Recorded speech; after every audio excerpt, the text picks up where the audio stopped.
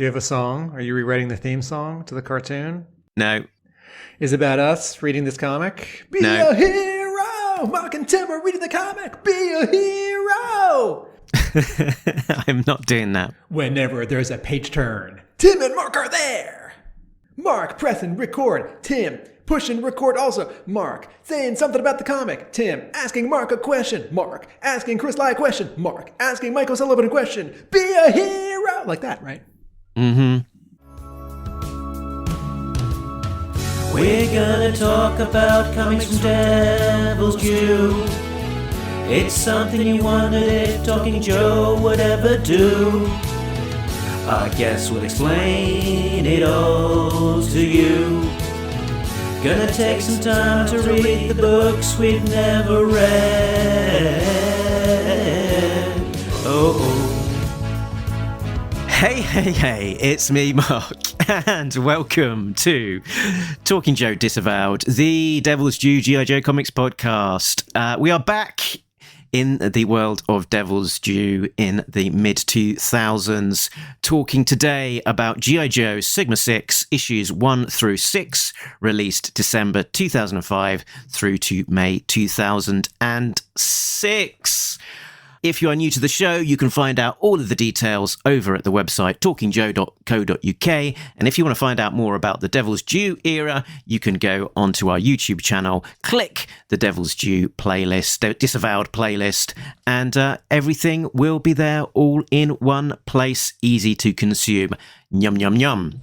Now, joining me to talk about these comics, as always, it's a real American Tim. It's Tim Finn.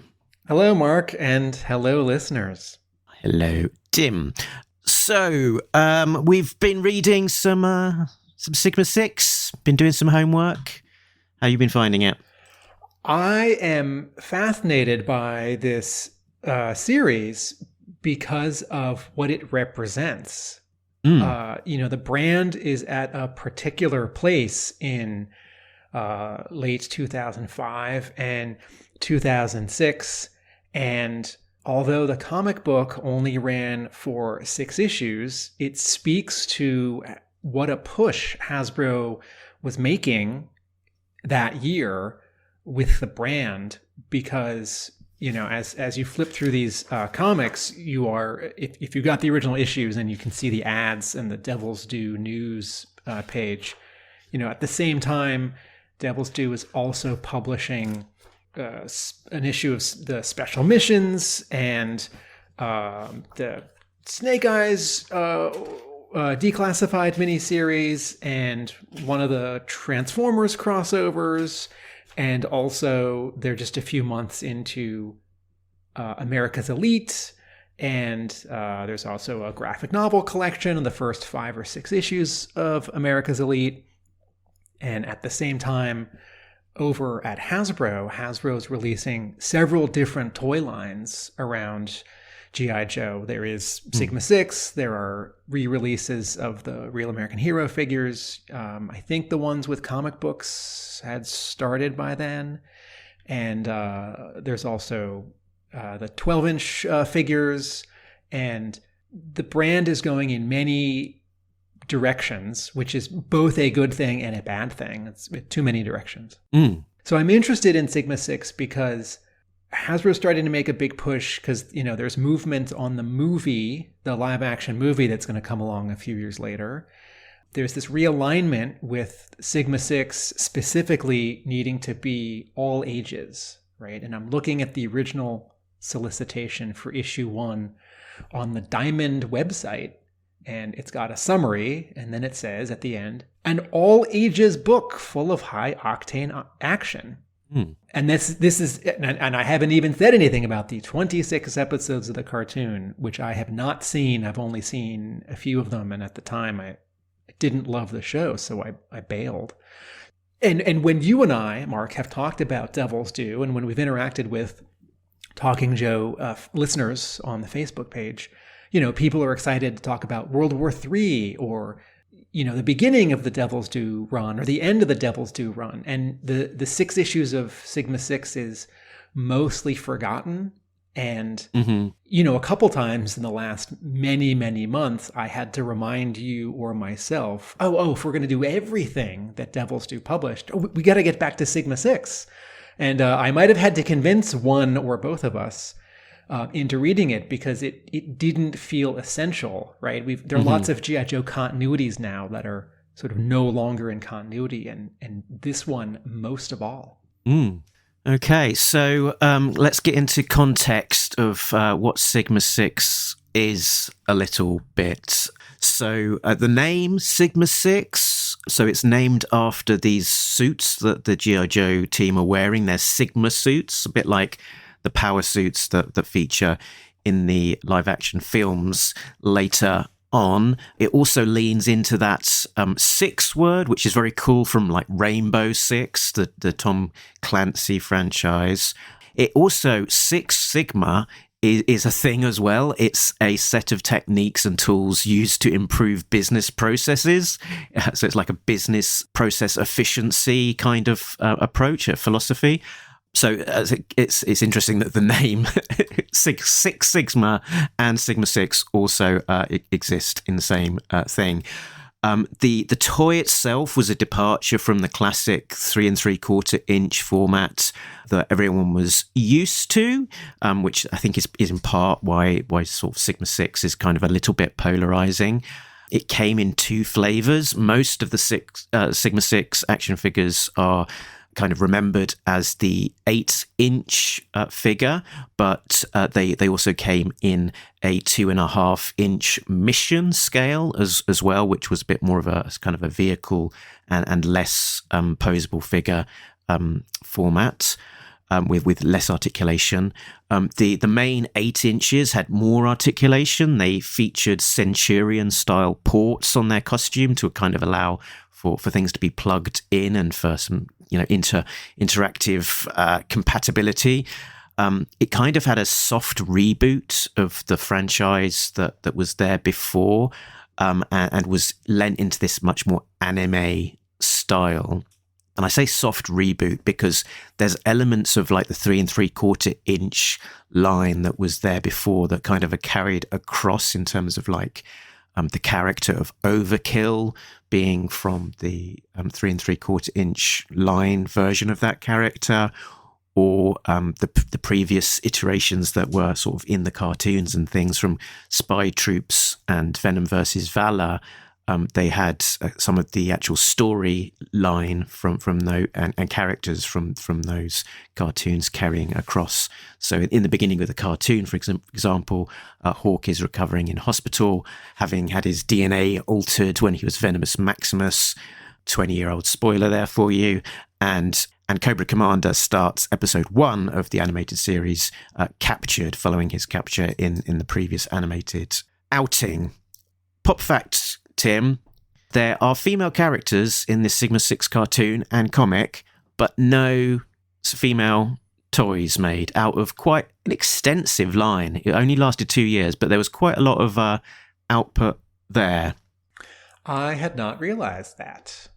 And to put a pin, what I was just saying as well, it seemed like there was a lot of investment in this. Doing a new toy line, doing the tooling, creating cartoons, creating vehicles. It costs a lot of money to invest in these things, and in terms of its success, it can't have been necessarily that successful because they only had a 2-year run at it. Really, it didn't continue beyond that 2-year line, and Hasbro reverted back to the 3 3/4 inch and 4-inch scale, with the next big push being the 25th anniversary line.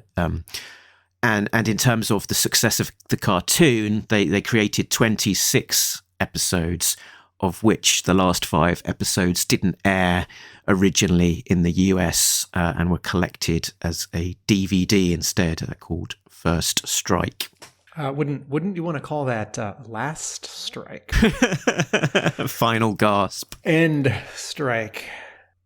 We might say it more specifically. Sigma 6 was a failure, or Sigma 6 was not a success, because what happens in 2007, the 25th anniversary line rolls out, it's small, and it's a big hit. And so Hasbro makes a lot more of it very quickly and then makes a lot more of it over the next several years. And, I think most fans love the 25th anniversary line in concept, and many fans, I think, love it in execution. I know some people won't collect figures that aren't O-ring, but that Hasbro was then replicating or remaking the 82 characters and then eventually almost all of the 82 to 94 characters shows how strong connection fans and sort of popular culture had with the original A Real American Hero. And when Hasbro made these big changes for Sigma 6, the figures were different articulation, different style, different size, different name, new storyline, even though it sort of continues the old storyline. The fans did not embrace it. At the same time, looking over the toys, I'm really impressed with how much is familiar. That, Duke's got blonde hair, and, Snake Eyes is there, and Tunnel Rat is there, and, on the cartoon, Jinx and Kamakura show up. It's not heavy duty like they got Roadblock mixed up. It really is heavy duty and not Roadblock. And, Baroness Zartan, 2 out of the 3 Dreadnoks, they were going to great lengths to maintain a lot of familiarity. The actual toys, what's so interesting is the faces look so geometric and unlike anything that G.I. Joe had done. It looks like other toy lines, and there's a blockiness to the sort of musculature and the armature of these bodies. And I think that threw a lot of people off. I think that was an attempt to do something different, look more kid-friendly, look more designy, look more, anime, even though it's not really anime. I didn't like it at the time, but I remember a couple years ago, I was talking briefly with Eric Aranya, who worked for Hasbro for several years and then was a part of Boss Fight for many years. And he said something like, I'm paraphrasing here, Sigma 6 is one of the great toy lines. There is so much play value in the accessories, in the full posability of the characters, even down to the packaging, where when you buy one of these they're not carded figures, they come in these kind of clear boxes, and the top plastic and the bottom plastic of the toy package at the store becomes the carrying case for their accessories. And there's all this other, I think things sort of folded and clipped together. And when Eric said that, I having not really ever handled or bought the toys, I gained a new appreciation for it. At the same time, and I have no connection to the 2.5-inch scale figures. I don't even remember seeing those at stores. I think I've just seen them on eBay and Yojo.com. At the same time, the cartoon was once again this really happy and sad mix of elements where the actual drawings, even if you're not interested in anime G.I. Joe, the actual drawings, the character designs, and the keyframe animation is great. And, when there's an action scene, it's animated really well, but the show's boring. And if not boring, oddly paced, poorly paced, I'm not convinced by any of the acting. And there's a really sort of generic quality to it that it could kind of be any cartoon. It doesn't feel particularly G.I. Joe, even if they're saying G.I. Joe, although they're kind of not. They're saying Sigma 6. They're saying Cobra. They're saying familiar names like Zartan. But it suffers from the same problem I had with Transformers Armada, where Hasbro seemed to split the sort of creative duties and costs of that cartoon with its partner in Japan, Takara Tomy.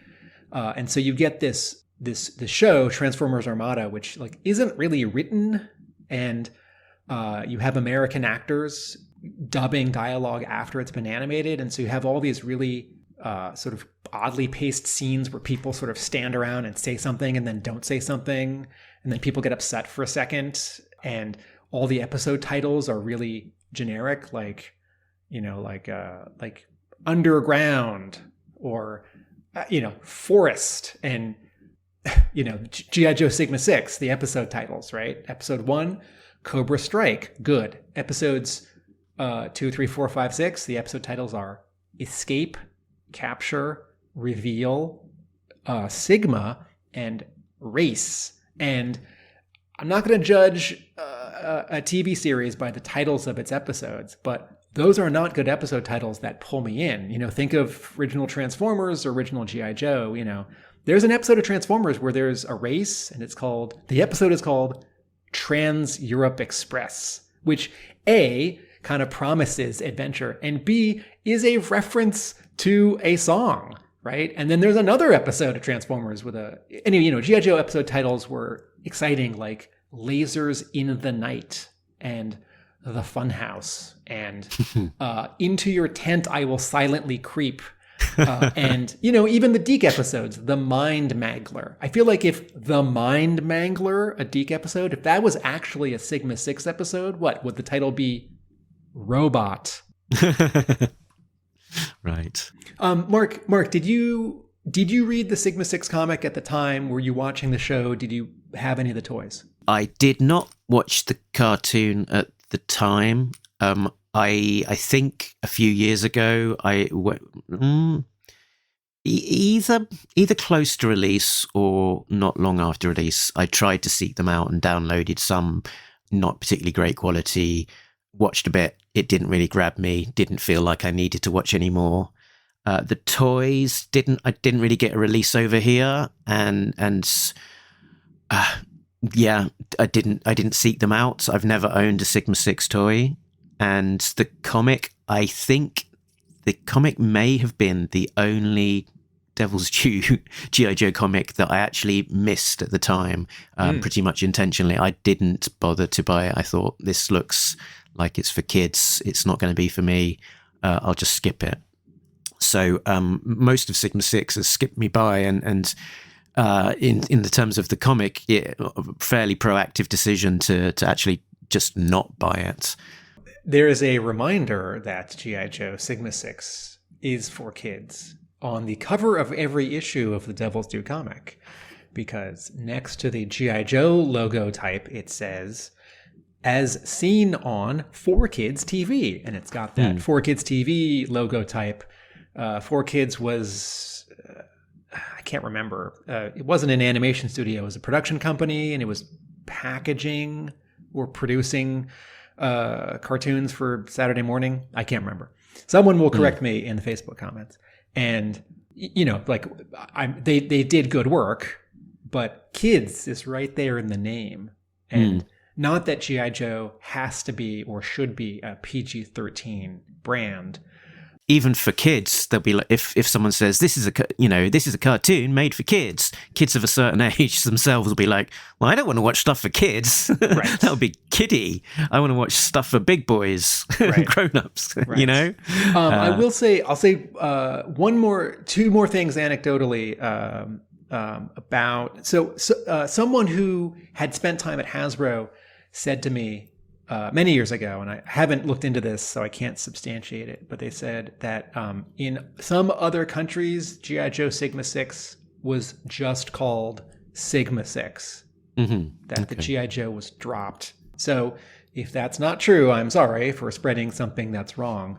But based on how the sort of the toy packaging and it's right here in the introductory text on the inside front cover of all 6 issues of the Devil's Due comic.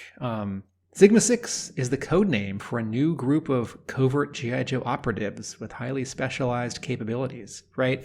Which is sort of like saying, we're de-emphasizing G.I. Joe and emphasizing this other thing. And I think this was some higher-ups at Hasbro wanting to move away from, finger quotes, G.I. Joe, and some other people at Hasbro saying we can't drop it completely, or we need to keep that name, or we need to keep it.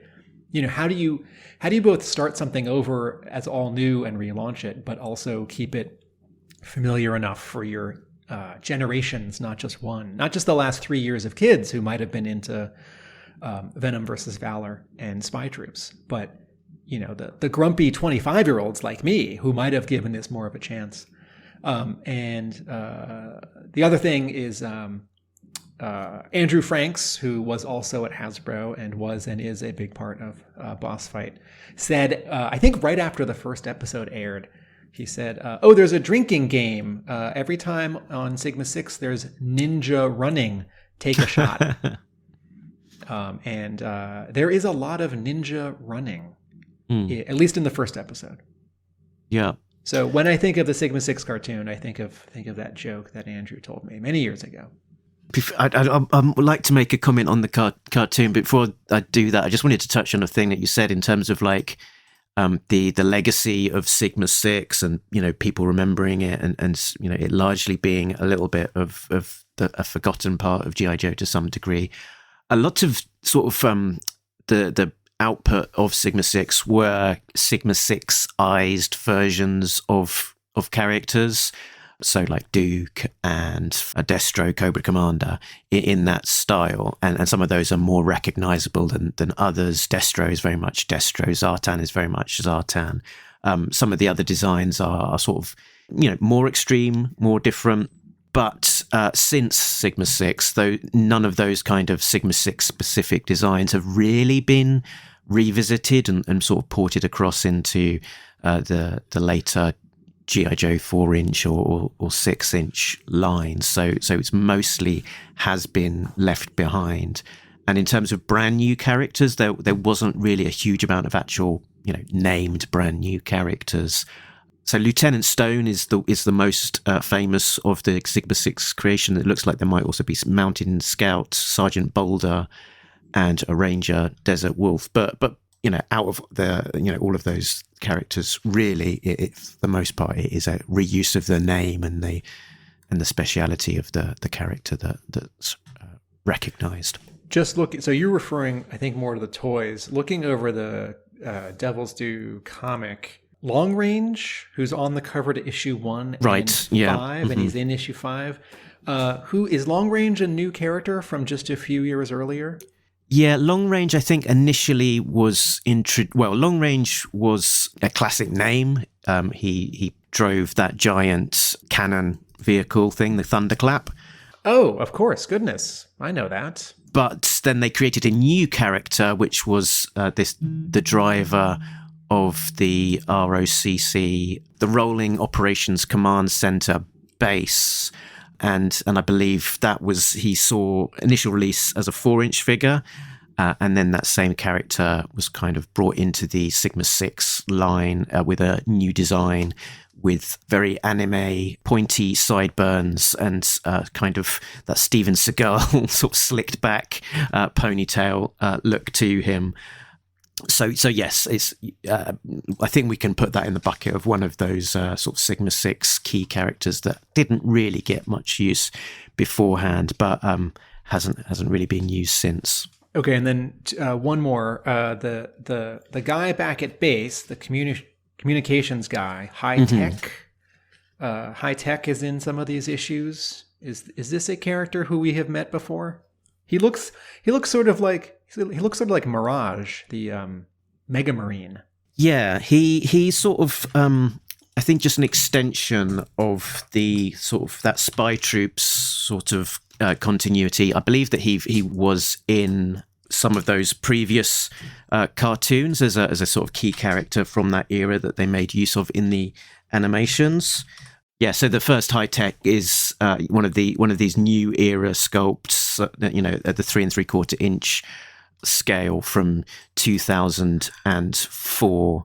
Right, he came in a 2-pack with Dr. Mindbender. Mm-hmm. Okay, so then you had mentioned the ROC, the Rolling Operations Command Center, which is this big 8-wheeled vehicle that Long Range in the pre-Sigma 6 continuity in 2005. There's a 4-inch, 3 3/4 inch Long Range figure who drives this vehicle, and this is a toy that Hasbro released, the ROC. It does show up.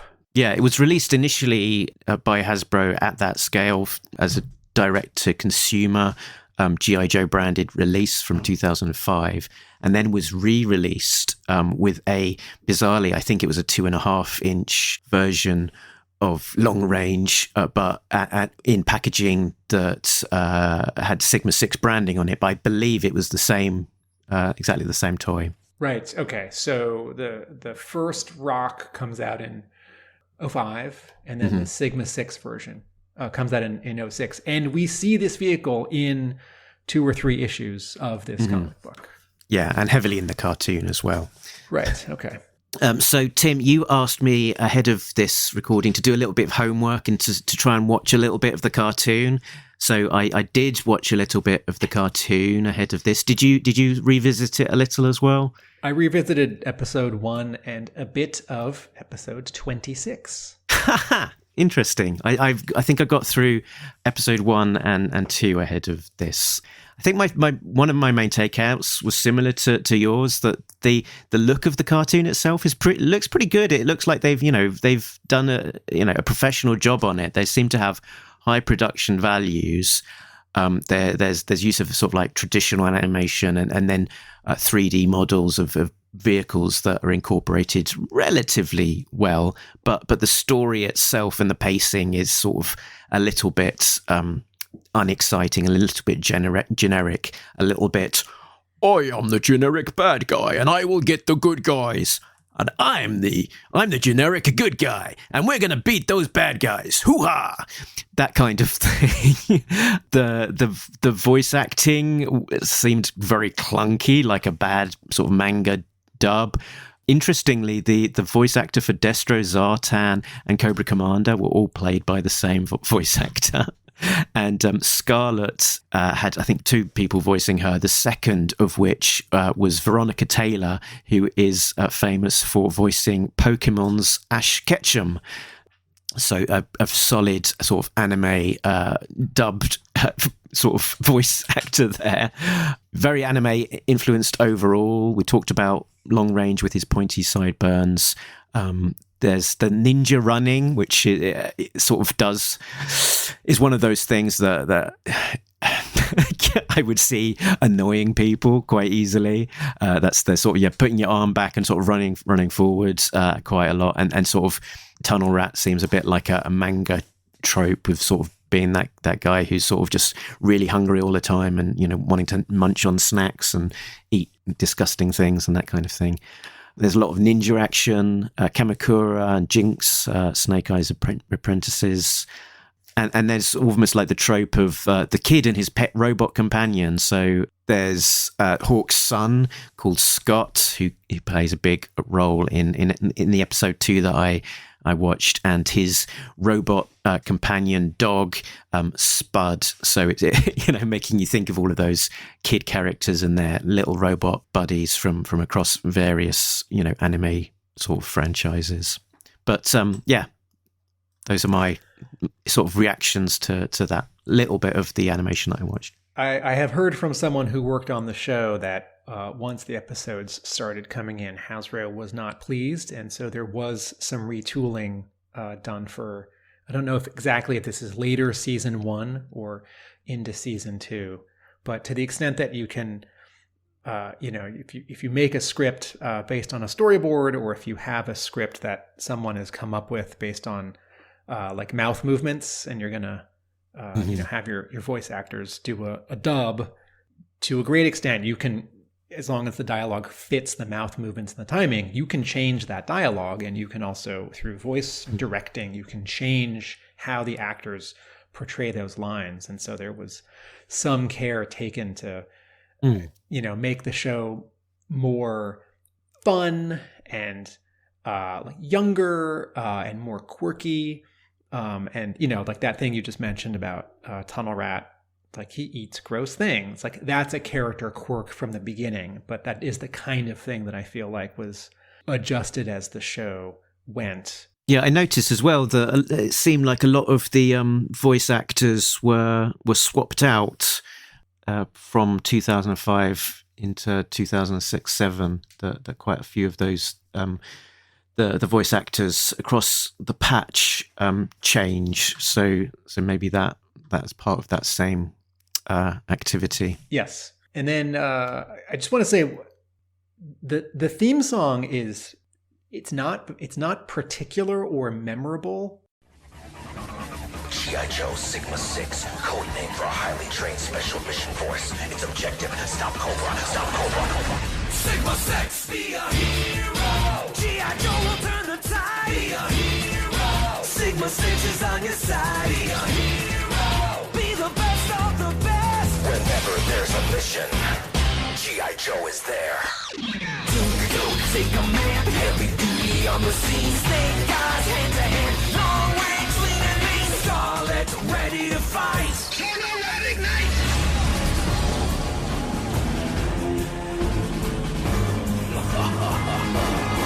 Wherever Cobra strikes, wherever they attack, G.I. Joe will fight. There's no turning back. Yo, Joe! Be a hero! G.I. Joe will turn the tide. Be a hero! Sigma 6 is on your side. Be a hero! Be the best of the best. Whenever there's a mission, G.I. Joe is there. Sigma 6! I have shown the 80s G.I. Joe cartoon to young people, my nephew, and also college students 5 years ago and 10 years ago. And sometimes people sort of burst out chuckling because it's so straightforwardly earnest and triumphant and patriotic that if you are not used to that, or if you're cynical, it seems like a joke. And, I've also seen patriotic stuff from the 40s and 50s, and I think, wow, this is really different than what I'm used to. But you can't deny that the 80s G.I. Joe cartoon theme song sounds great and has a point of view and has high production value, like in the instrumentation and the singing and the lyrics.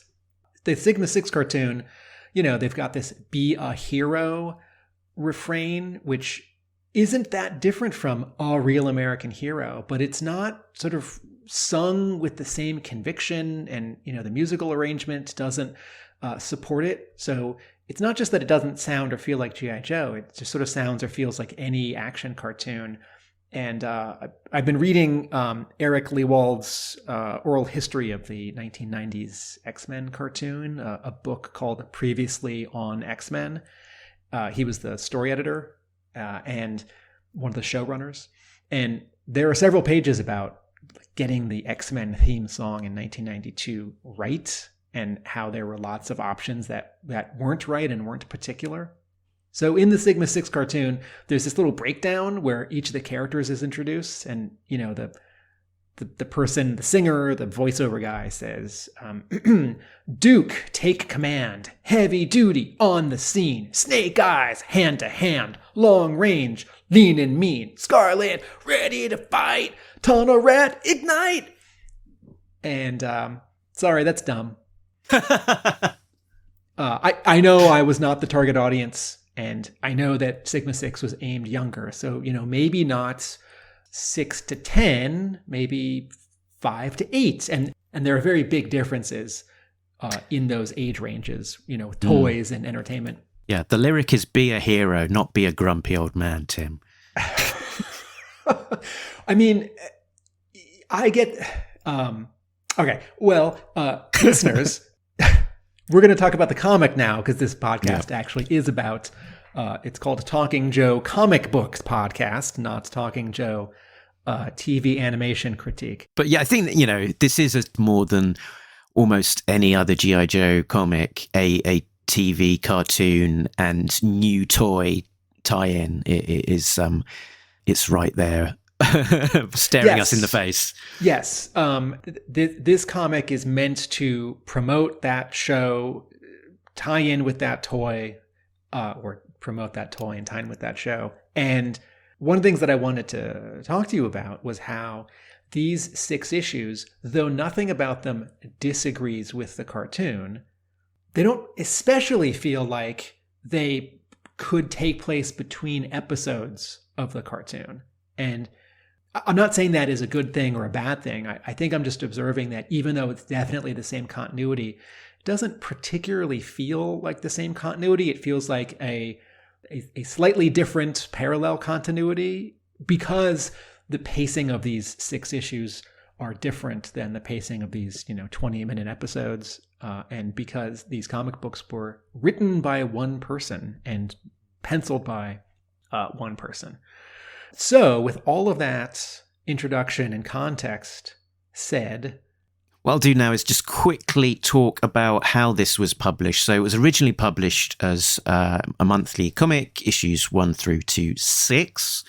There was also a free comic book day reprint of issue 1 in May 2006. So several months after the release of issue 1, which is unusual with the free comic book day. Normally it sort of comes out before to promote something, or potentially like this current year with the Energon universe, it's kind of tying in with what's going on at the time, or alternative to the paid version of the issue. This one is a reprint of something that's already seen print, so is kind of again serving that promotional aspect really for the G.I. Joe Sigma 6 brand.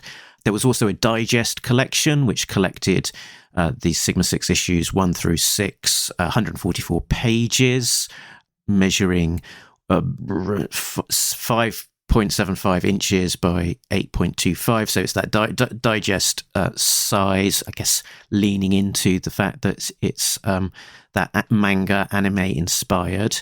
It was also released, all of these 6 issues were released with a hardcover library binding, which were only available to libraries. And this is where essentially you've got basically that thin comic, hard bound, being aimed in libraries for kids to rent out the book, and the hardcover definitely needed to make it more robust for multiple readings and all of the rest, and putting it on a bookshelf and all the rest of it. Mike O'Sullivan was very proud of the fact that these hardcover library-bound editions went into the Library of Congress when we spoke with him. Just a reminder, Mike O'Sullivan was the editor of these 6 issues. There was also a rarity where issue 1 was printed using a low-resolution file of the images, which was recalled and reissued.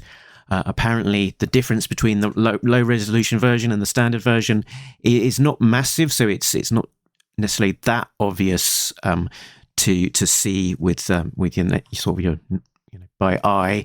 But if you've got a slightly weird looking blurrier copy, that might be why. So it was down to, I think, comic retailers to send them back for the reissue, but I'm sure lots got into just the standard circulation. Beyond these 6 issues, there is a bit of an additional rarity in this sort of same kind of world, that there were these Kung Fu Grip stories, 2 issues written by Andrew Dabb, called Heavy Metal and A Ghost Story, which were only available online on Hasbro's G.I. Joe website, and those sort of fell under the Sigma 6 line. But I believe they were something like Flash or something along those lines, so you couldn't save them locally. So at present, the only evidence that they exist is of a fairly low resolution version of the 2 covers. So very interested to hear from anyone if you happen to have saved anything beyond the 2 front covers of those Kung Fu Grip stories. Just now when you said Flash, of course you did not mean the G.I. Joe character Flash. You meant Flash, the computer program, Macromedia Flash, later bought by Adobe as a like a .fla file, or a program that you can animate and draw for the web in. Indeed. So these comics came to us from the creative team of Andrew Dabb, who also wrote Special Missions, The Enemy, and Antarctica. Andrew Dabb's work includes Ghostbusters Legion, Atomica, Dungeons and Dragons. He went on to have a TV career. So he wrote for the TV show Supernatural and then took over as showrunner for Supernatural. Was the showrunner for Resident Evil on Netflix and was the showrunner very recently for the Grendel comic adaptation for Netflix, which appears to have had some... It's not happening. Yeah, which appears to have had some troubles in its development, so may never see the light of day anywhere. So pencils were Chris Lee, who I tend to call Chris Lie. Mike O'Sullivan did correct on the pronunciation. He says that it should be Lee, so I will try to remember to do that. So he had worked on the Arashikage Showdown Digest, which was also sort of manga inspired, before working on this.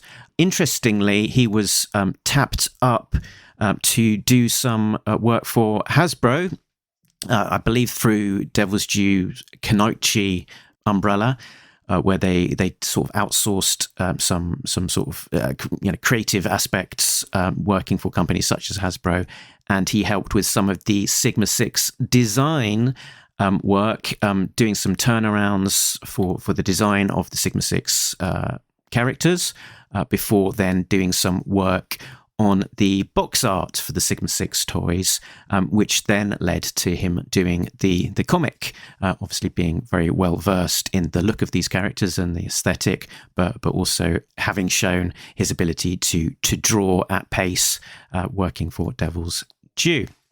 I spoke with Chris Lee a little bit about this book, so probably now is as good a time as any to drop that in.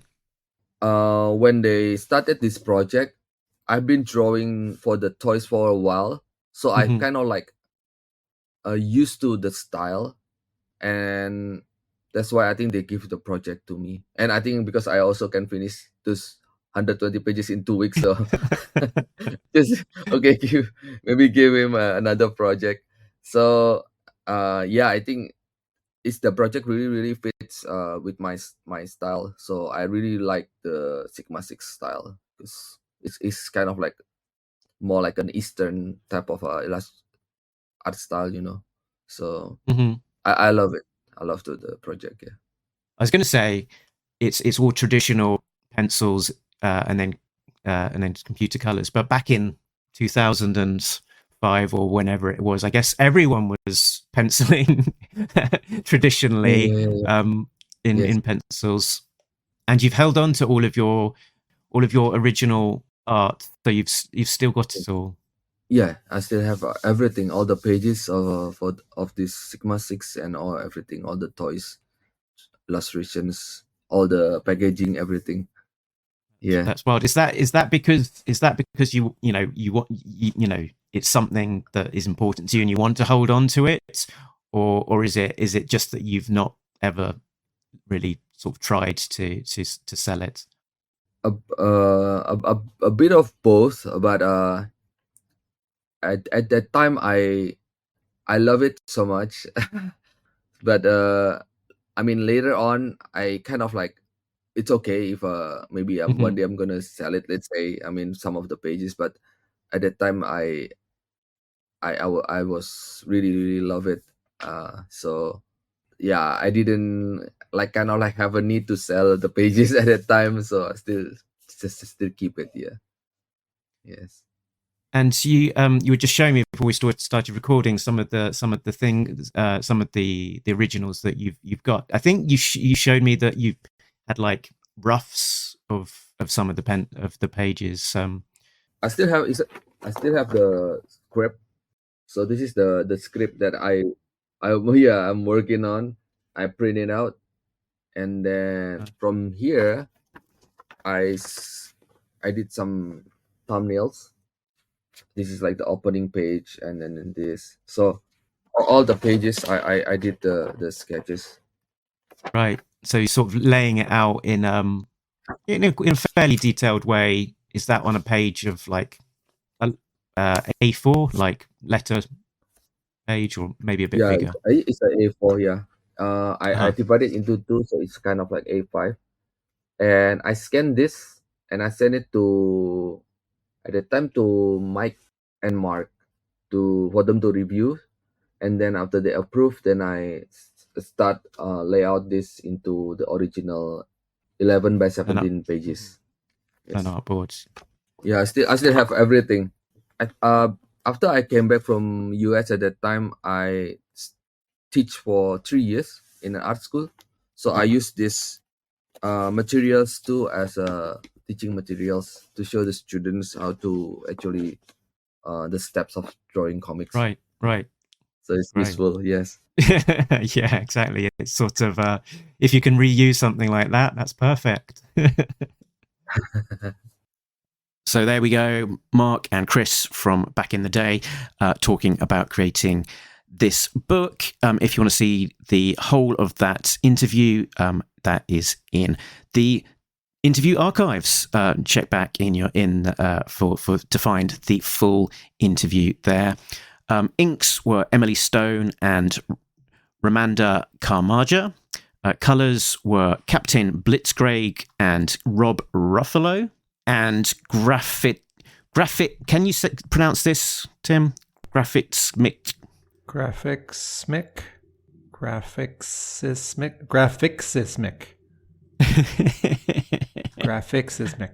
Yeah. On issue 1. Lettering Brian J. Crowley and editor Mike O'Sullivan and Mark Powers. When we spoke to Mike O'Sullivan about a year ago, I think it was about January 2004, again, seek out the full interview. He spoke of his experience of working on this book. So let's drop in that as well. So getting to work on Joe was amazing, but the most fun I ever had on a Joe project was the Sigma 6 series, because it was I wasn't so worried about continuity, and I wasn't so worried about story matching what came before and what was coming up. They were self-contained issues, and they were just fun. It was just a lot of fun to work on those. So even though I know that the toy line wasn't as accepted as Hasbro wishes it was, those books hold a kind of a little warm spot in my heart. What do you remember of the tenor coming from Hasbro about this relaunch of G.I. Joe in Sigma 6? Because a lot of development had been done on what was going to be the follow-up to Spy Troops and Valor versus Venom, which was to be called Robot Rebellion. And some of that development in toys and in animation was sort of funneled or turned into what became Sigma 6. So what do you remember of sort of people in the office at Devil's Due talking about the beginning of Sigma 6? There was always a certain amount of anxiety when Hasbro got involved. When you were when working on any of Hasbro's properties, for me it was G.I. Joe was my main one. Dungeons and Dragons, I worked on them also on those projects. You had to go through a formal submission project or process for every step of every book. So we were submitting things, and then they would come back with these long lists, and it could take up to 10 days to get the response back. And they would come back with long lists of what they wanted changed, what they didn't want, what they did want, et cetera, et cetera. So they were always involved, but when they kind of got a heavy hand is when we got nervous. We knew with Sigma 6 that it was going to be a little bit more hands-on with Hasbro, because they were gearing it a little more for younger age. They were trying to pull in more of a younger audience.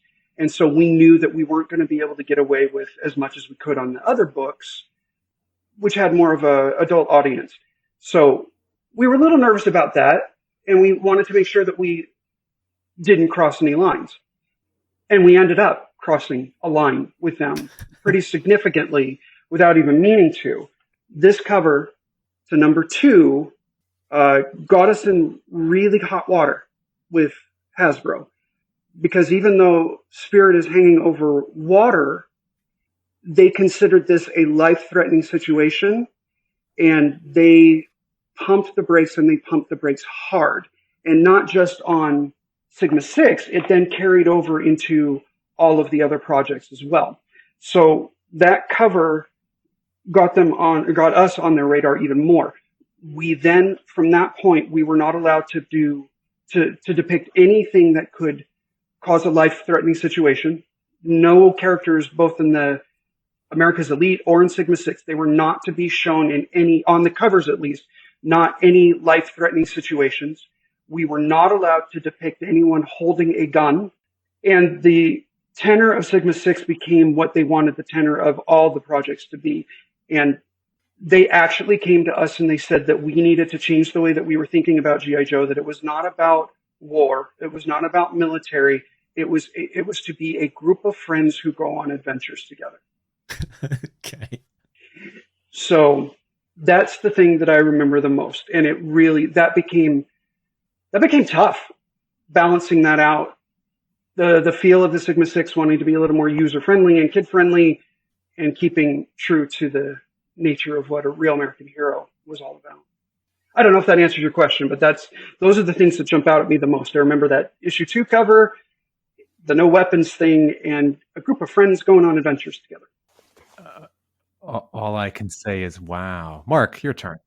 I read as part of my research that you were very complimentary about the writing of the writer of Sigma 6, which was Andrew Dabb. Yeah, very much so. He was he was my go-to with anything. If I needed a Joe story, if I needed a Dungeons and Dragons story, the guy was a workhorse, and he was solid, and he could write anything. And I really loved working with him. Just a real class act, really nice guy. And he never fought me if we needed to make changes, whether it was Hasbro changes or things that I thought needed to be changed. He never fought me. We would talk it out, and he would listen, and he would give his point of view. But ultimately, he realized that he was writing a product that was owned by somebody else, and he was really good about that. I miss that guy. Great stuff from Mike there. Good chat. I do urge you to seek out that interview if you have not listened to it, describing Sigma 6 and Hasbro's edict that G.I. Joe Sigma 6 should be a group of friends going on adventures. So, Tim, I didn't write out full plot breakdown for these 6 issues, but essentially they are one and done. There isn't too much interconnectivity between them. They're sort of standalone issues, and each one sort of features a G.I. Joe character and a Cobra character, and it's pretty much a versus.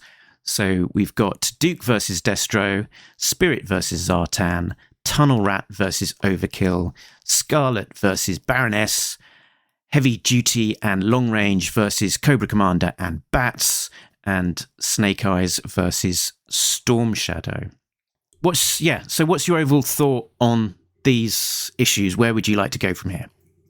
One of the reasons why I thought that the comic didn't quite feel like it was the same continuity as the show is that the show is a team series, and the comic isn't much of a team series. The team is on the cover to issue 1, but issue 1 is surprisingly almost entirely a solo mission for Duke. And even though someone says G.I. Joe and someone says the word Cobra, Cobra Commander isn't mentioned. And the fact that Cobra Commander may be back at base, or that Destro may have problems with Cobra Commander, or may love Cobra Commander, or may want to go rescue Cobra Commander, whatever it is, not mentioned. And so I found this interesting disconnect between the cover of issue 1 and the interior of issue 1. Can I blame the slogan, be a hero? Because be a hero is singular. Be a hero! Duke by yourself in issue 1! It's not like be heroes, all you Joes, in Sigma 6. And then it sort of kept happening, like issue 2 is... I actually thought that the plot, the scripting for issue 2 was a very good structural script in terms of introducing characters. This is the Spirit and Zartan issue. introducing characters, having a conflict, having some sort of side hook or surprise. It's not much of one, and then having a resolution. So, I don't have an impression of Andrew Dabb as a writer. I haven't read his stuff besides this. And, if I had read his Dungeons and Dragons comics, those are adaptations of novels by other people. So it's harder to separate. But I was struck by a couple things overall. One, the comparison between issue 1 of this and, say, Marvel's issue 1 of G.I. Joe in 1982 or Devil's Due is issue 1 in 2001, totally different. Mm-hmm. The 1982 G.I. Joe 1 introduces all the characters, all the Cobras are there, all the Joes are there. I mean, I know it's a double-sized issue, so there's a lot of space, but the Joes go on a sort of quintessentially Joe mission, and Cobra is trying to stop them and do something nefarious. And here in issue 1, Duke is on vacation, drinking a delicious tropical beverage at a beach, at a resort. And, he's not in costume. He's in a bathing suit. And then he doesn't put on his normal costume. He puts on his sort of aqua suit. His Sea Ops Duke toy suit. It feels very, very much like the toy advert, a toy advert for a specific Duke toy. Right. And then, similarly, issue 2 is, I liked this, but issue 2 is Spirit on vacation. He's got R&R. He's going back home to go see his family. And there's this big sort of family reunion. And yet, a Cobra agent shows up. And so I don't know what sort of the proper comparison is. I think Marvel issue 1 is one of the great issue 1s in comics. I think the Devil's Due issue 1 is a really interesting issue number 1 because it introduces some new characters, but it also has to reintroduce this existing conflict that had gone dormant for a few years, both in publishing and also in the story. And, was this for us, people who read the end of the Marvel run? Was this for new readers? This Sigma 6 comic seems to be it's certainly for younger readers because there's a simple quality to the stories and the conflict. And, the full team actually doesn't appear until issue 4. And that's on page 1. My note is, hey, the whole team. And then what immediately happens? Duke says, Scarlet, go on a solo mission. Yeah. So, if I don't want this to come across as criticism, if this is either Andrew Dabb's creative decision, you know what?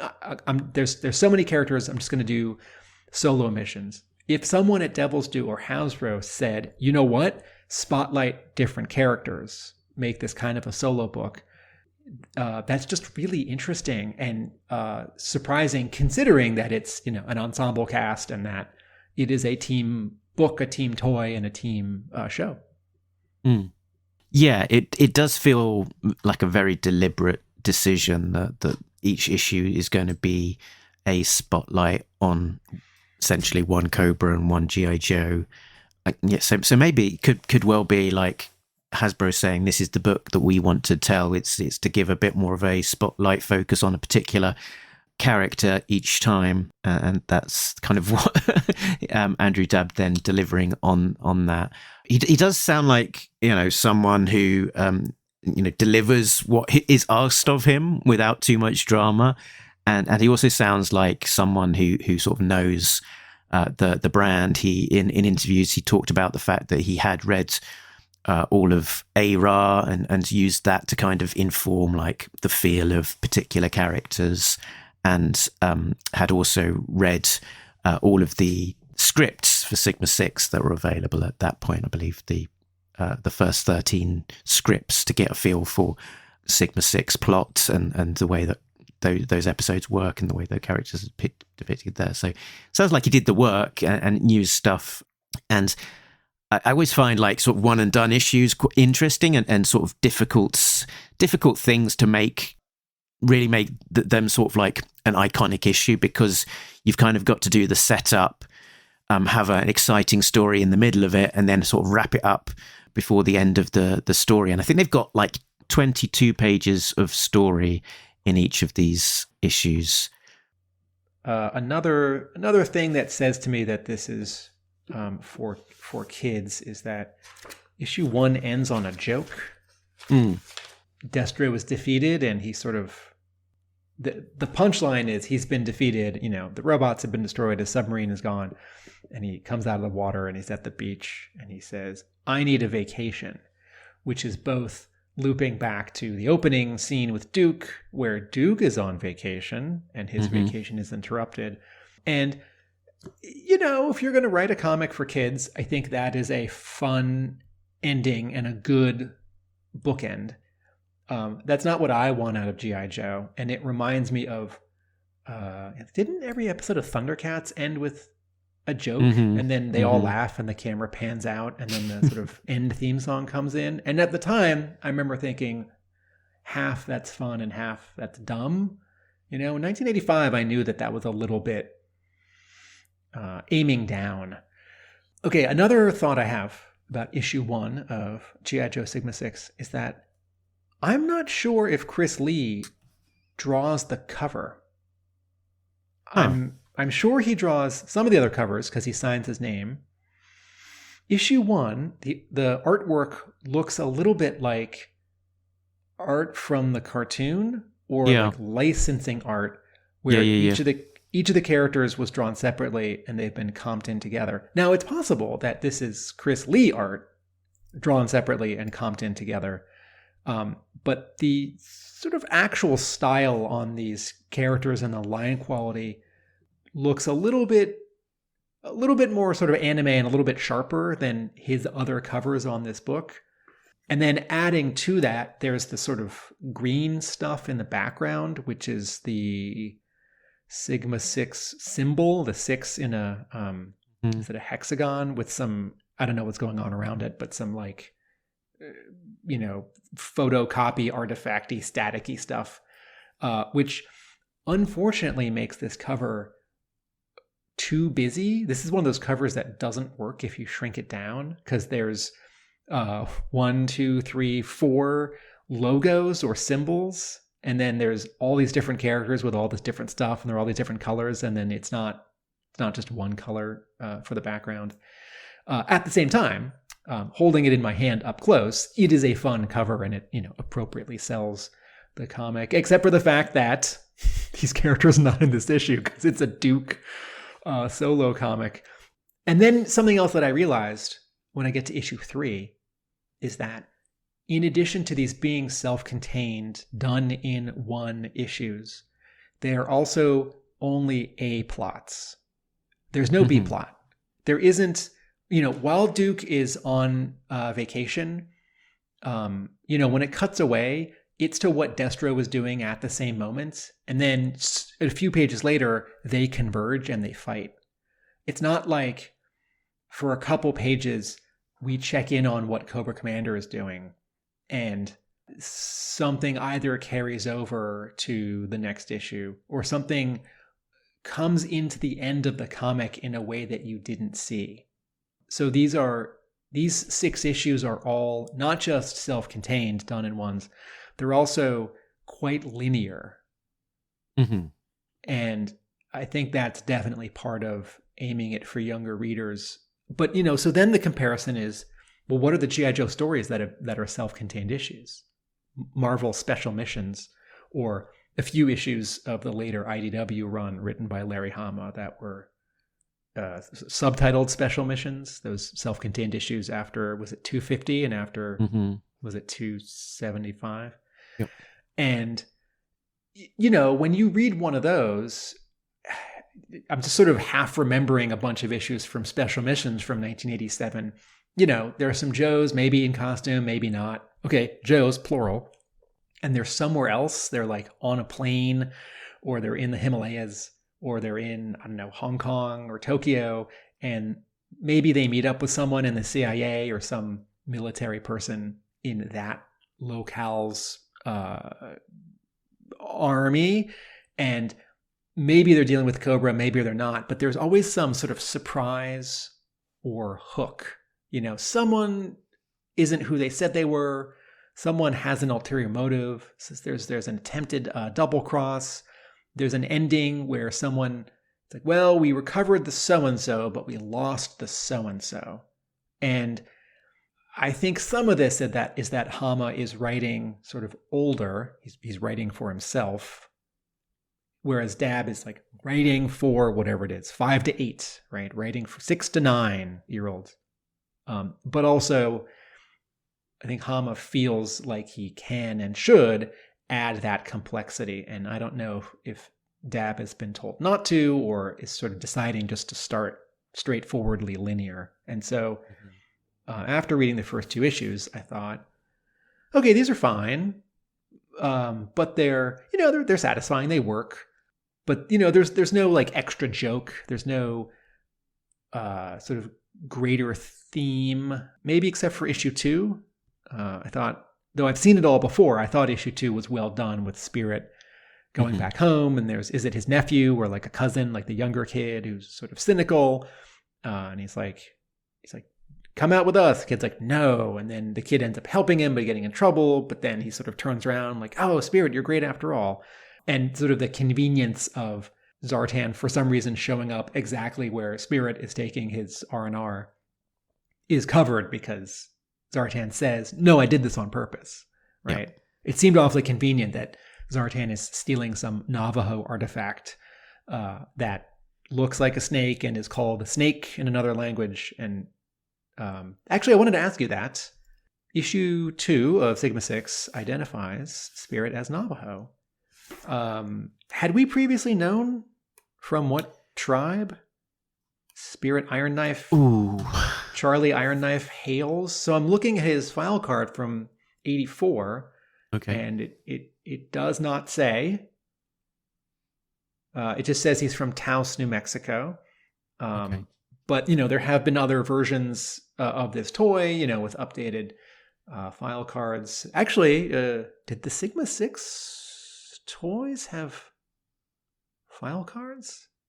Be a hero. I'm Googling Sigma 6. Be a hero. Whenever there is trouble, the website is there.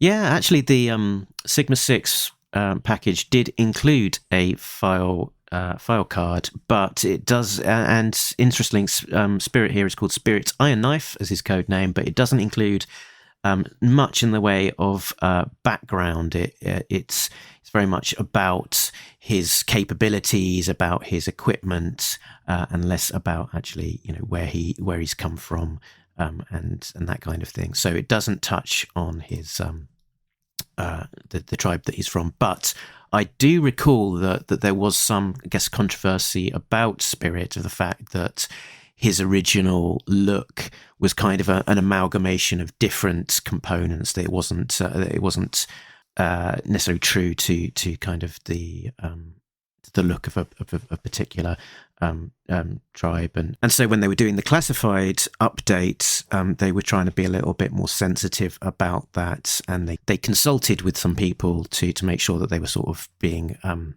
appropriate about some of those elements in the design of Spirits. So all right, so I've talked a little bit about issues 1 and 2. Anything about issues 3, 4 jump out to you?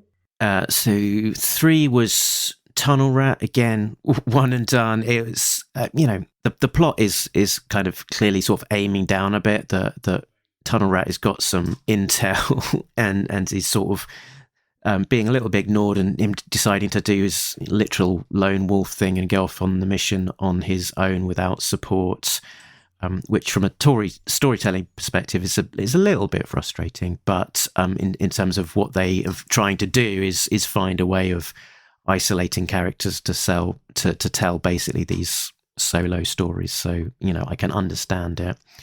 It's quite a simple story of him sneaking into this base, getting captured, having a battle with the bats, and then finding his way out at the end of it. So without too much sophistication to the story. And 4 was a Baroness and Scarlet Sigma 6 story. Interestingly, again, two characters that didn't actually get a Sigma 6 toy because they are girls, and he wants to buy toys of girls. They're not action figures, they're dolls.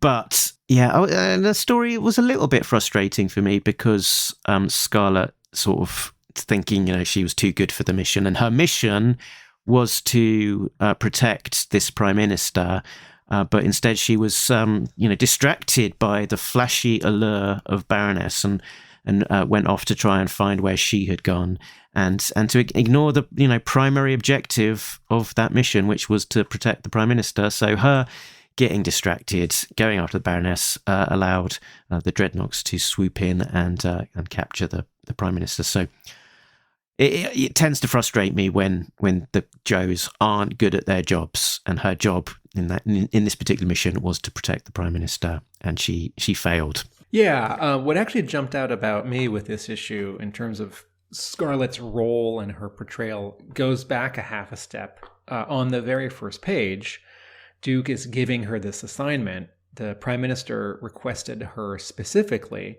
and Scarlet says, I should be fighting Cobra, not at some stupid fashion show surrounded by models and movie stars, right, where the prime minister is going to be. And Duke says, Scarlet, are you going to disobey a direct order?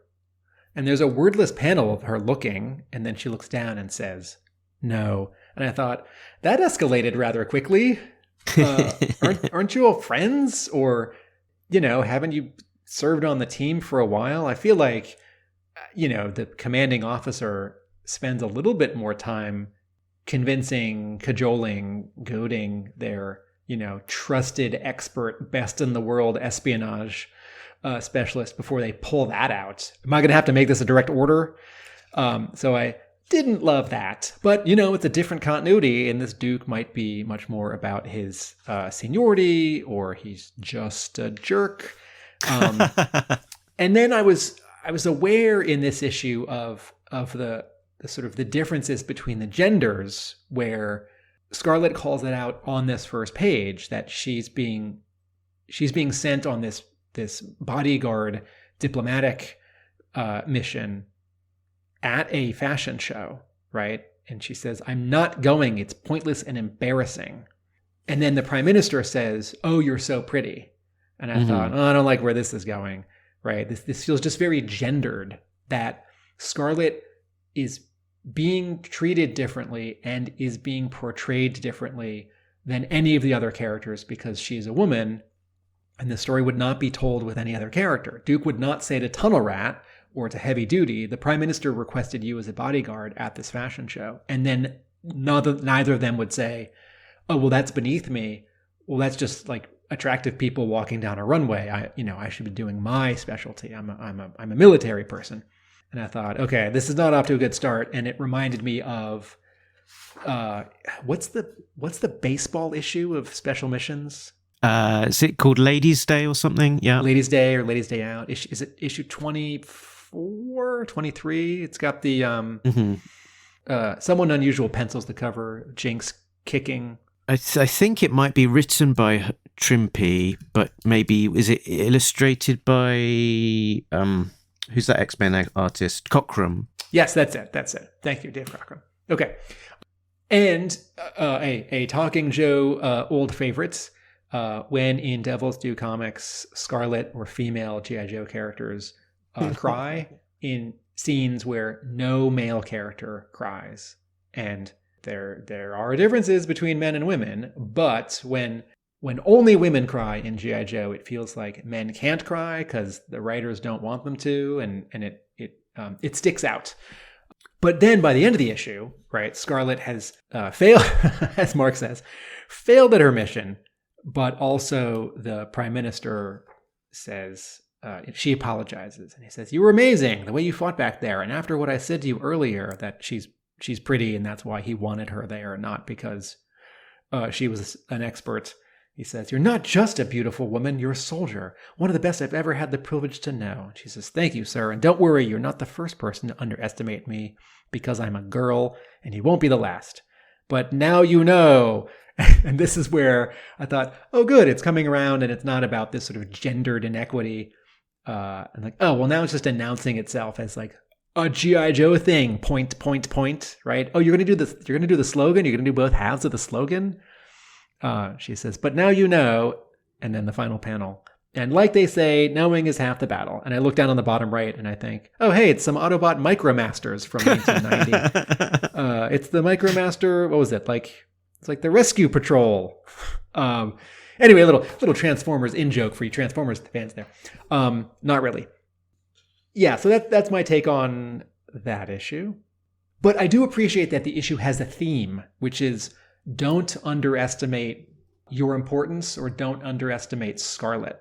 So that's where it sort of counterbalances for me, right? If the issue made me a little frowny or uncomfortable. And then guess what happens in issue 5? Something really exciting happens in issue 5. Cobra Commander appears for the first time. And again, here's a contrast from other takes on G.I. Joe. You know, issue 1, Devil's Due issue 1. I don't remember if he's in America's Elites #1. I don't think he's in Reloaded #1, that prologue issue. But the second prologue issue, he's on the cover, and he's definitely in that issue. When IDW picks it up again with 155.5, he's on the cover, and he takes over the White House immediately. Whereas here, Cobra Commander does not show up until issue 5, and he's boring on the show, but he's big. And I see them trying to make him intense and scary, right? He's one of these anime villains who kind of sits there and talks with no lips, with no mouth movement because his face is obstructed.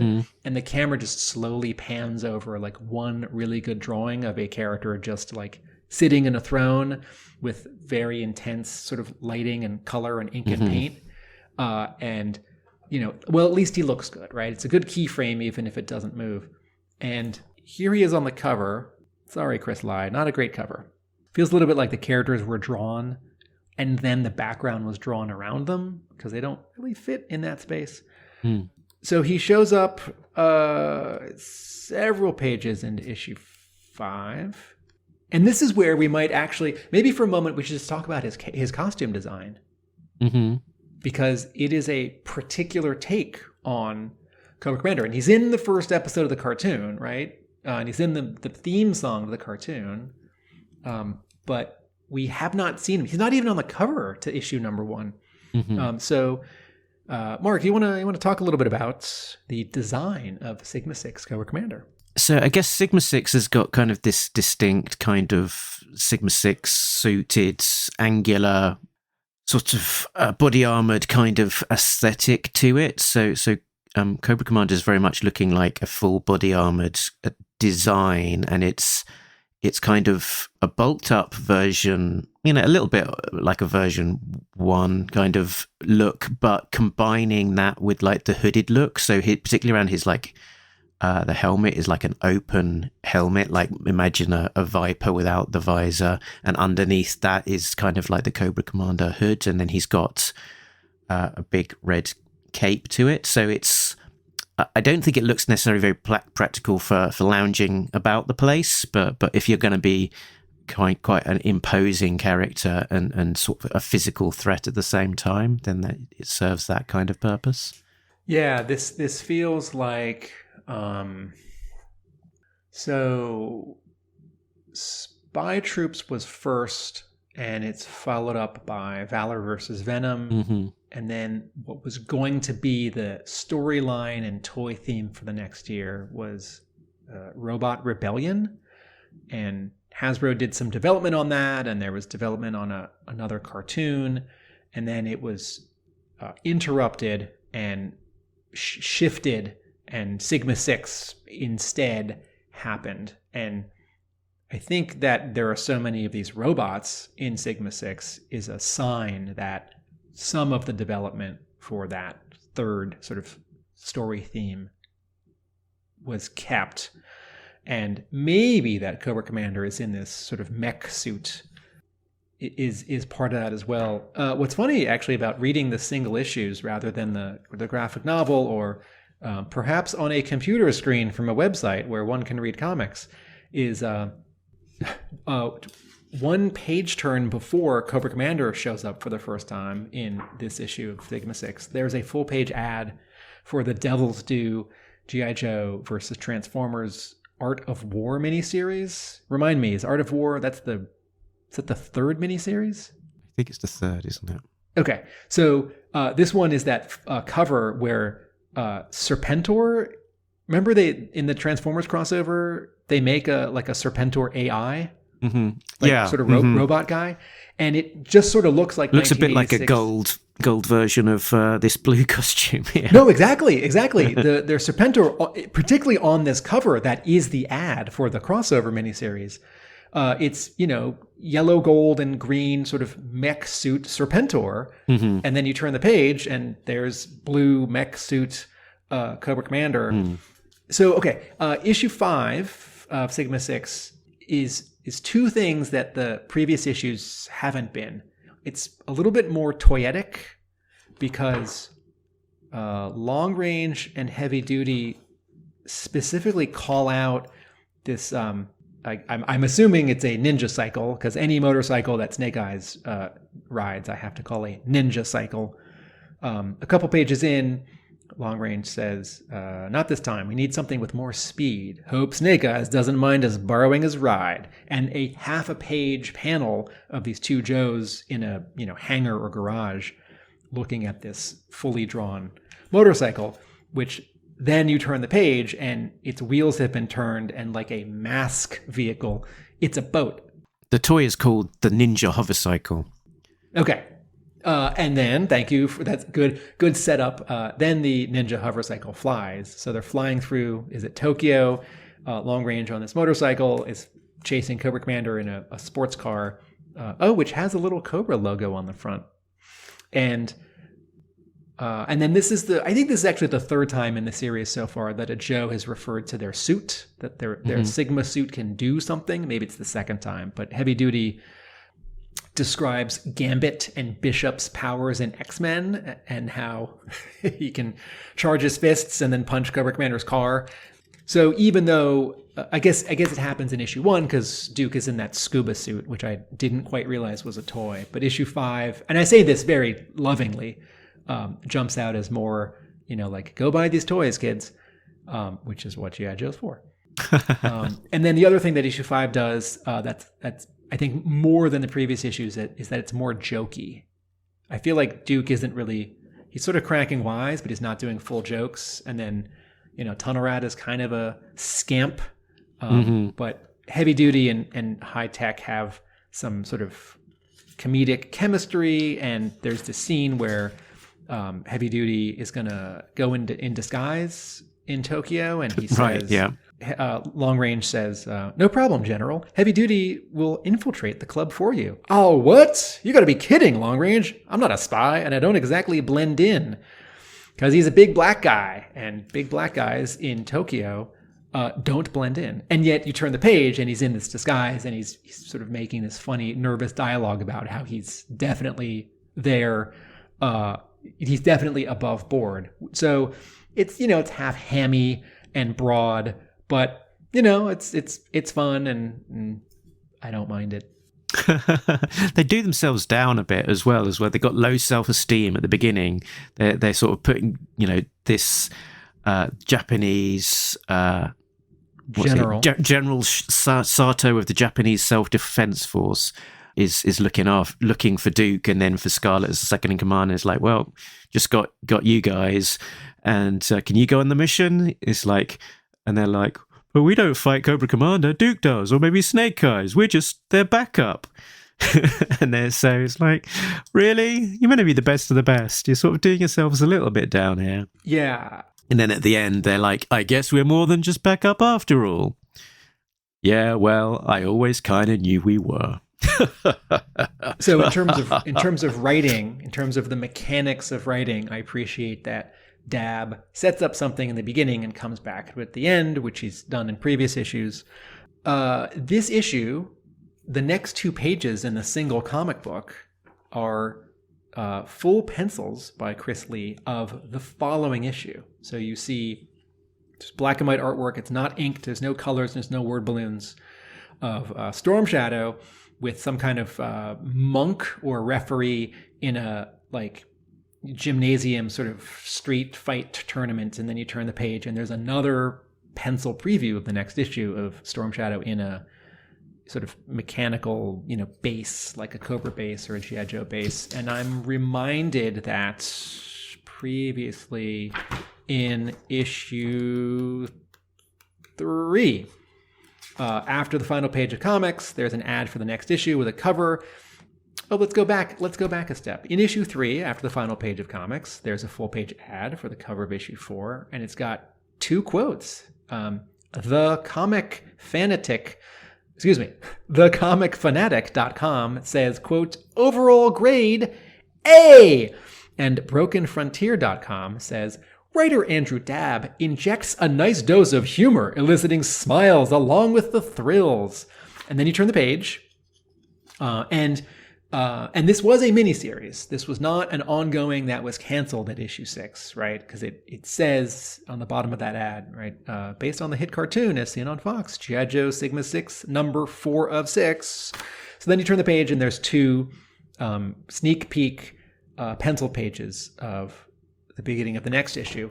I appreciate that. I'm a little sad there aren't letters.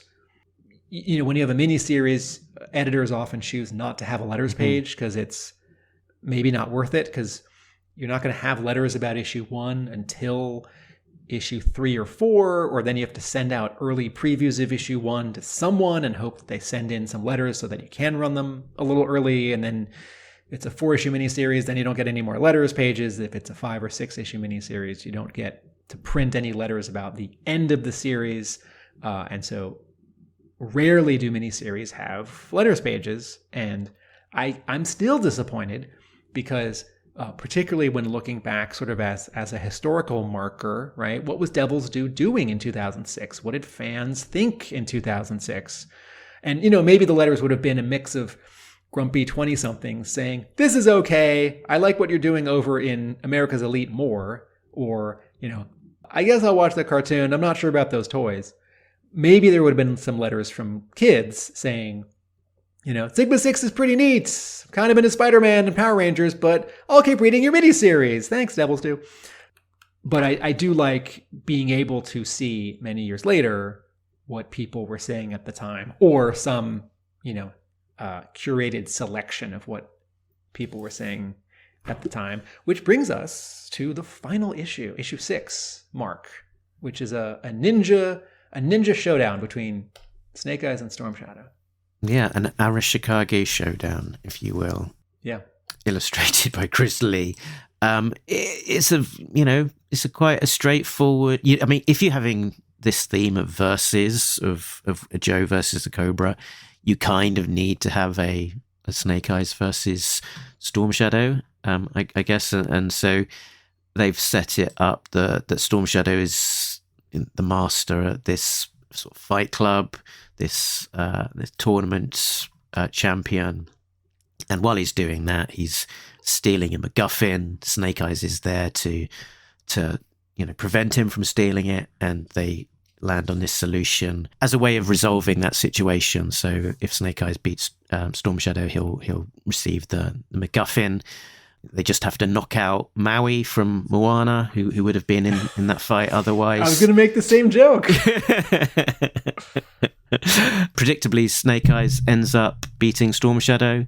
Possibly the most interesting element of this fight is the fact that Snake Eyes is in this sort of different outfit, and during the fight, his visor gets smashed, and you can see that he's got blonde hair and what looks to be an unscarred face underneath.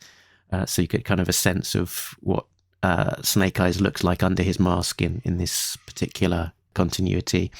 But, it is a relatively straightforward A, B, C kind of resolution, as you might expect. But, it's all very clear in the terms of the storytelling, and the art looks nice. They deal with the action in quite a kinetic, interesting visual way. So it's all, very competently executed, even if it's not necessarily terribly exciting or surprising. I found this issue to be the most different, even though I might agree with you that it's competent and not the most exciting. I am a sucker for a self-contained Snake Eyes versus Storm Shadow story, because the sort of reprint editor in me wants to put together some 200-page book, like the best of G.I. Joe or the best of Snake Eyes versus Storm Shadow, just as an exercise. I don't want to literally package this for any publisher. And you can't do that with G.I. Joe because it's a team book, it's an ensemble book. And, when IDW did those books around, was it 2010, 2009, they literally did like 6 best of books, like the best of Destro, the best of Snake Eyes. And sure, Silent Interlude can be a best of Snake Eyes issue, and it is a self-contained issue, but so most other G.I. Joe comics, if one character gets the spotlight, so do several other characters, and also maybe there's some subplots which continue and are continued. And here is sort of the rare, actual self-contained. I feel like this is what people think they want. When people think of G.I. Joe who aren't mega G.I. Joe fans, it's, I just want an issue where Snake Eyes and Storm Shadow fight, like that scene from the first movie, the first live action movie. And so just the fact that we, as much as exposure as these two characters get, there aren't a lot of scenes and comics where they just fight each other. And so it's fun to see that in sort of a neutral space, right? Like this isn't actually about the larger Sigma 6 thing, although they do use some toyetic weapons, I guess. Storm Shadow has some nunchucks that seem to like spread out and expand in a like video game kind of way, and then his sword glows green. I don't know if that's actually from the toy line, but they don't refer much to like a Sigma suit or Cobra's larger plot. We don't cut back to the Rock. This issue is kind of surprisingly, I'm trying to count, it's almost half wordless or very little dialogue pages of just these two ninjas fighting. Maybe a third of it. And in that way, it might be sort of an unfavorable comparison to an issue like Marvel 21 Silent Interlude, which is so beloved for its visual choreography, sort of both fight and also just, characters in space moving around. But also this is just very different from the other issues of Sigma 6 because no one's joking, heavy duty and long range. No one's grumpy about the mission, like Duke's like, I'm on vacation, or, Scarlet, I don't want to do this mission. It's pretty straightforward. Storm Shadow is just doing his infiltration. Snake Eyes is just doing his infiltration. And then they make this honorable agreement that instead of fighting for the MacGuffin, was it a sort of like a flash drive? Since Storm Shadow has, before this issue, he seems to be the like reigning Mortal Kombat Street Fighter guy in this paints warehouse.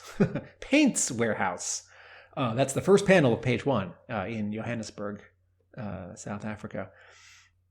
And in the sort of straightforward, simple or simplistic Sigma 6 way, Snake Eyes wins, Storm Shadow loses. There's no surprise. The crowd goes wild, right? New champion, unbelievable, you did it, amazing. And then Storm Shadow says, enjoy your victory, brother. There will always be a next time. Except there won't be a next time because this was the final issue of the comic. And then just below him it says, the end. Yeah, there won't be a next time. You're wrong, Storm Shadow. I am disappointed that Andrew Dabb didn't push for, or Devil's Due or Hasbro didn't suggest or let writer Andrew Dabb tell some kind of a bigger story. I don't need all 6 issues to build. And I don't even need, issues 5 and 6 to be a 2-parter. They can all be self-contained. But I would like some movement of sort of a larger not even Cobra plot, because that's one thing, a larger Cobra threat. And, I don't really know what, maybe it's, I read it yesterday. Maybe I didn't read carefully. Like, what's Destro doing in issue 1? I don't know. It's drilling for something underwater. Like, okay, what's the Baroness doing in issue 2? There isn't enough sort of story linkage or literal linkage or thematic linkage. And, you could have published these issues in any order. And I mean, I guess you could have published almost any issue of Marvel Special Missions in any order. But because they're solo, I think I'm getting to my wrap up. Because they're solo comics, because the final issue isn't really different than the others. I mean, it is because it's this ninja fight, but it's just another like good guy versus bad guy, mano a mano comic. Cobra Commander's not there. They don't really mention Cobra. I feel like this 6-issue miniseries is, I don't want to say half-hearted, but I don't know that it fully agrees and supports the brand, the relaunch, the toy and the show. Or maybe the comic is so different from the show, the show can support the toy in its way. It's on every Saturday morning, it's free, it's exciting and looks pretty good. I should say it looks good and it's pretty exciting. And then the comic on its own supports the toy. But the comic in and of itself, earlier on in our Devil's Due episodes, I think sometimes we talked about, would we want to reread Devil's Due issues? And there's not a strong argument for rereading the Sigma 6 miniseries. Yeah, I think maybe the term is unambitious.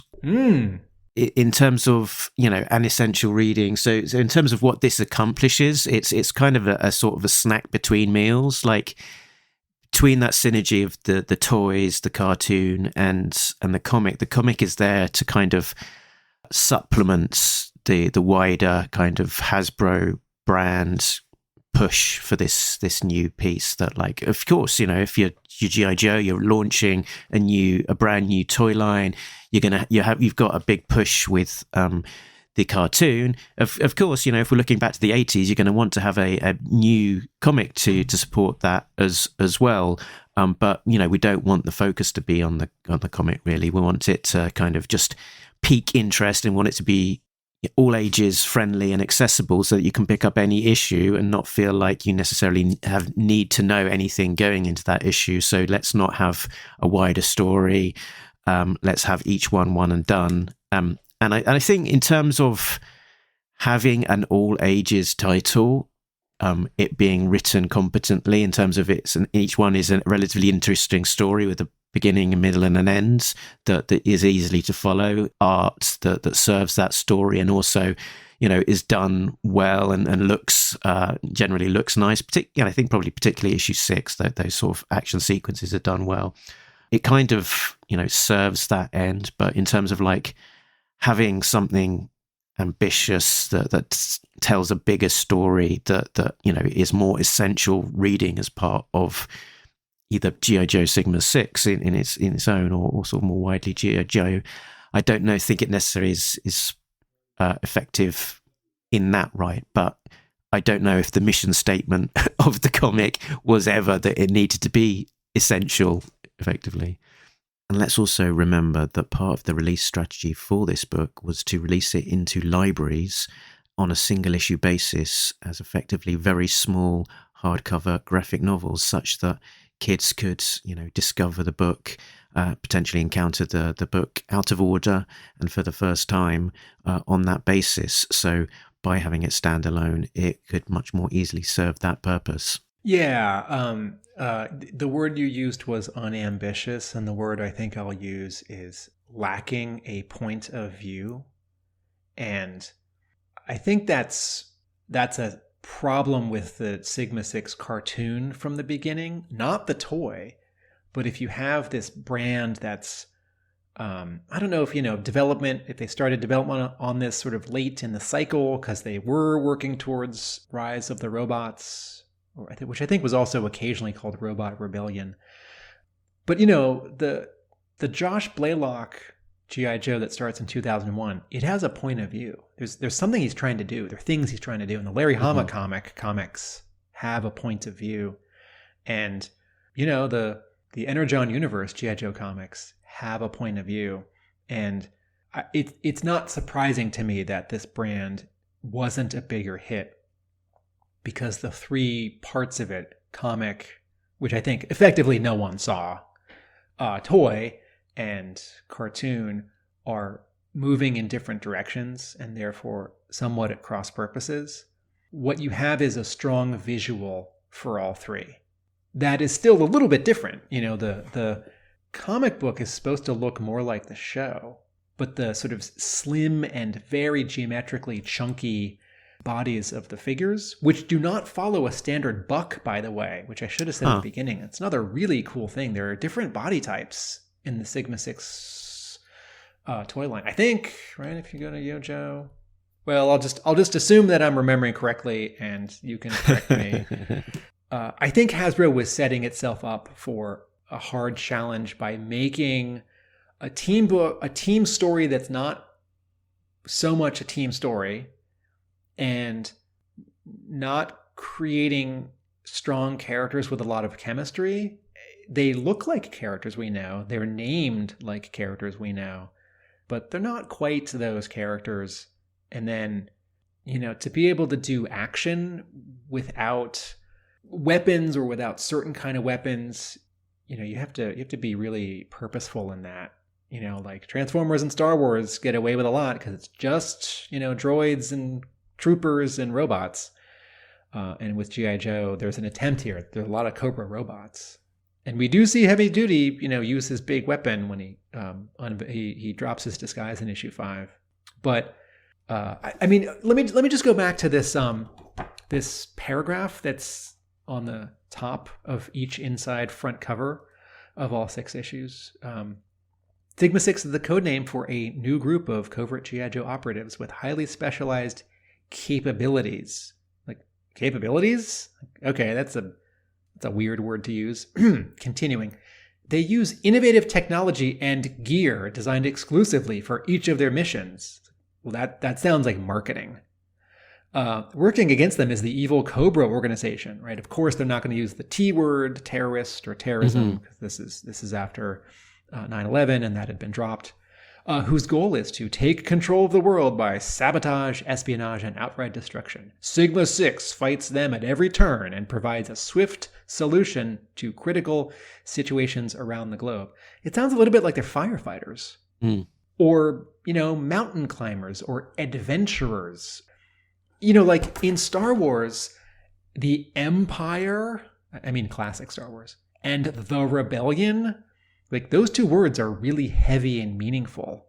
And I'm not saying that like Sigma 6 or G.I. Joe or Cobra aren't meaningful, but, terrorist organization and anti-terrorist special mission force, those are really particular and sort of forward-moving and exciting.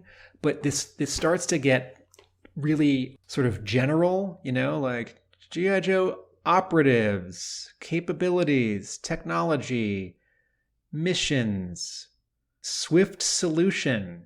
Like it doesn't sound like G.I. Joe. It sounds like Hasbro is backing off from G.I. Joe here. And so it's hard to do G.I. Joe that's not G.I. Joe. I guess that's my one sentence review. Sigma 6, G.I. Joe that's not G.I. Joe. Yeah.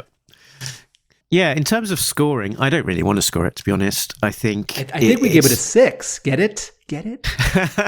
Be a hero! Give a number. That's a pun. Anyway.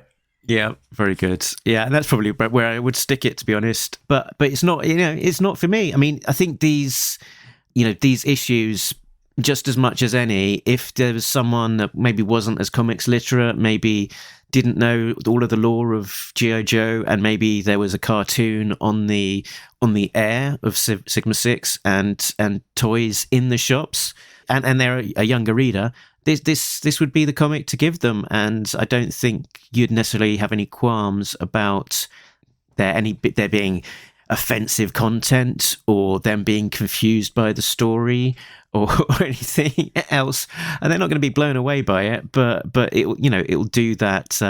It'll serve that purpose, and it's not necessarily for the more for the more mature audience who knows and wants to see this kind of the full lore, or a more adult kind of storytelling or comic that kind of is the more of the comic that would appeal to us.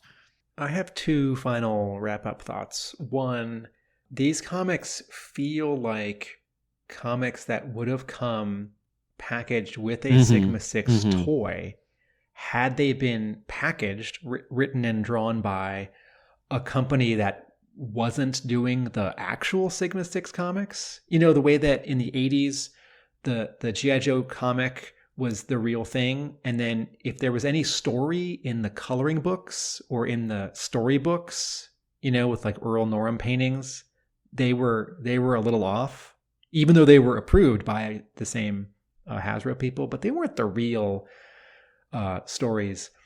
And my second thought is in 1997, there was that Men in Black cartoon, and there was Extreme Ghostbusters, which both had a lot going for them, even if they weren't my favorite. And I was talking at the time to Nick Nadell, a writer and producer in New York, who is editing my book, and I've known for a very long time.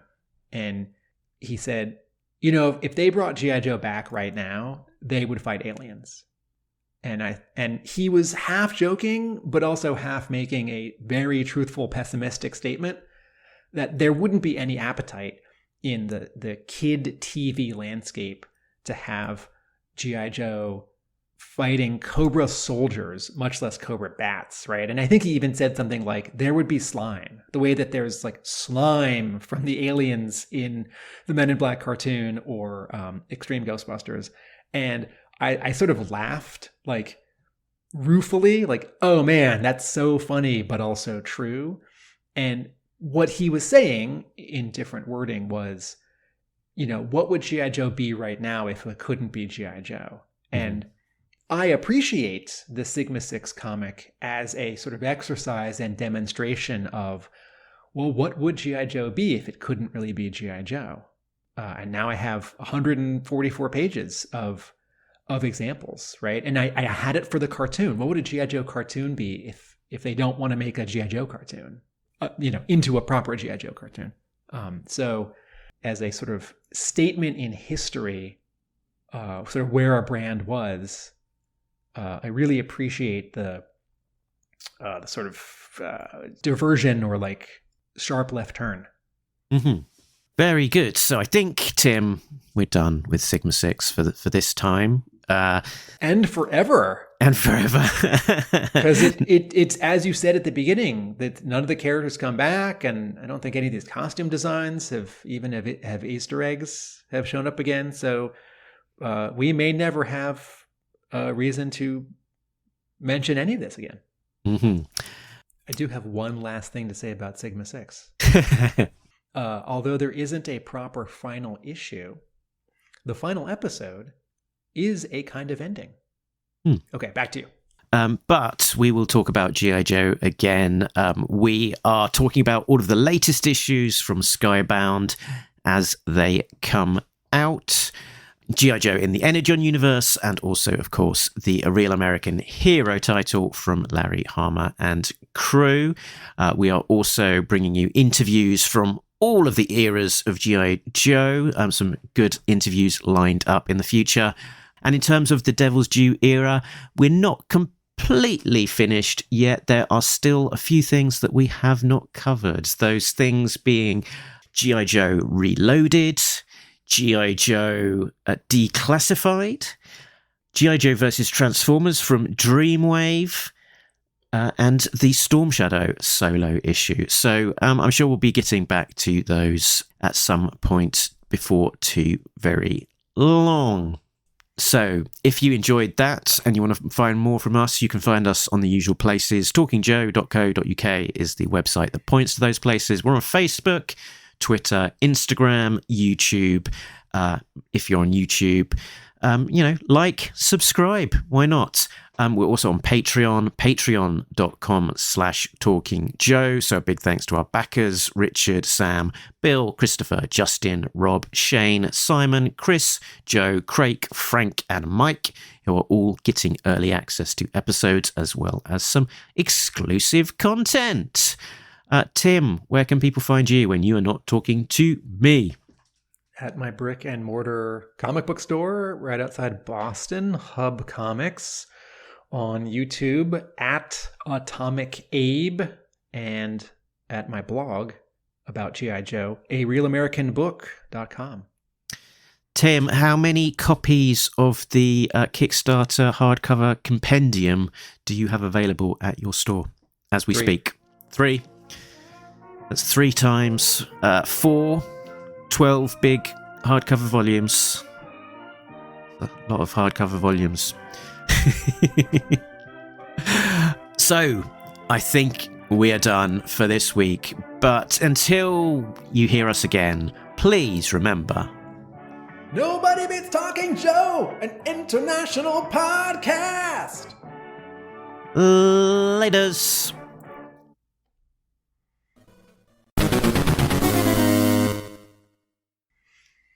We weren't too hard on that, right? No, we weren't too hard. I think we were balanced. Yeah. Okay.